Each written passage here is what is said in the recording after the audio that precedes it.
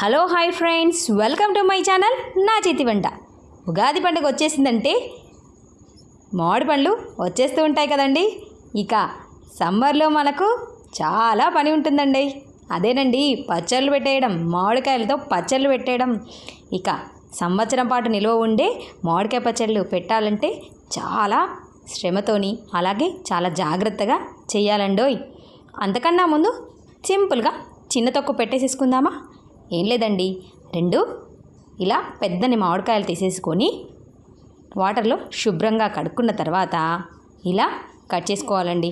నేనైతే ఇంట్లో ఉన్న కత్తితో మాత్రమే ట్రై చేస్తున్నాను కాబట్టి కొద్దిగా పిక్క చెదిరిందండి. అయినా ఫైన్గా చిన్న చిన్న ముక్కలుగా కట్ చేసేసుకున్నాను. ఇక ఇప్పుడు ఒక తడి లేకుండా ఉన్న బేసన్లోకి ఒక చిన్న కొలత కోసం మాత్రమే ఒక గిన్నె తీసేసుకొని అందులోకి కట్ చేసి పెట్టేసుకున్న మామిడికాయ ముక్కలు కొలుచుకుంటున్నానండి. నాకైతే 2 వరకు వచ్చేసాయి. ఇంకా సగం రేపు పప్పులో వాడదాన్ని పక్కన పెట్టేశానండి. ఇక ఇందులోకి ఇప్పుడు మిక్సర్ గ్రైండర్లో పొడి చేసేసుకున్న ఆవపిండి అలాగే మెంతిపిండి 1 టేబుల్ స్పూన్, తర్వాత వీడియోలో చూపిస్తున్న మెజర్మెంట్ బౌల్ చిన్న కప్పు ఉంది కదండి, ఆ గిన్నె కొలతతోని గిన్నె కొద్దిగా లోపలికి ఉప్పు అలాగే గిన్నెకు నిండుగా కారం వేసేసుకొని ఇలా ఆవపిండి మెంతిపిండి ఉప్పు కారం బక్కలకు కాస్త పట్టించేశాక ఇప్పుడు 100 ml వరకు ఆయిల్, నేనైతే ఇప్పుడు రిఫైండ్ ఆయిల్ మాత్రమే వాడుతున్నానండి. ఇక 1 year వరకు నిలువ పెట్టే పచ్చళ్ళలో మాత్రం పల్లి నూనె వాడేస్తాను.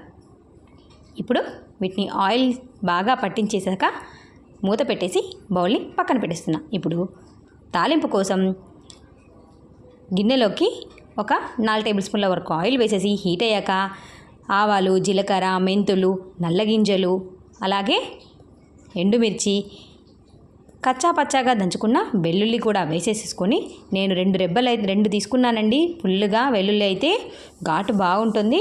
ఇక వాటిని కూడా వేసేసి ఇలా బ్రౌన్ కలర్ వచ్చేసే వరకు ఫ్రై చేసేసుకున్నాక కరివేపాకు కూడా వేసేసుకొని ఫ్రై చేసేసుకొని 1 టేబుల్ స్పూన్ పసుపు అలాగే కొద్దిగా ఇంగువ కూడా వేసేసుకొని బాగా కలిపేసేసుకున్నాక ఇప్పుడు మనం ముందుగా కలిపెట్టేసుకున్న మామిడికాయ వక్కలకి తాలింపుని కలిపేసుకోవడమేనండి. అంతే, ఎంతో కమ్మనైన టెంప్టింగ్గా అనిపించే మామిడికాయ నిలవ పచ్చడి 1 week వరకు ఉంటుందండి. ఈ రెసిపీ నచ్చితే తప్పకుండా ట్రై చేసేయండి. చూడండి ఆయిల్ ఎలా మరుసటి రోజుకి పేరుకుందో. ఇంత కమ్మనైన మామిడికాయ పచ్చడి రెడీ.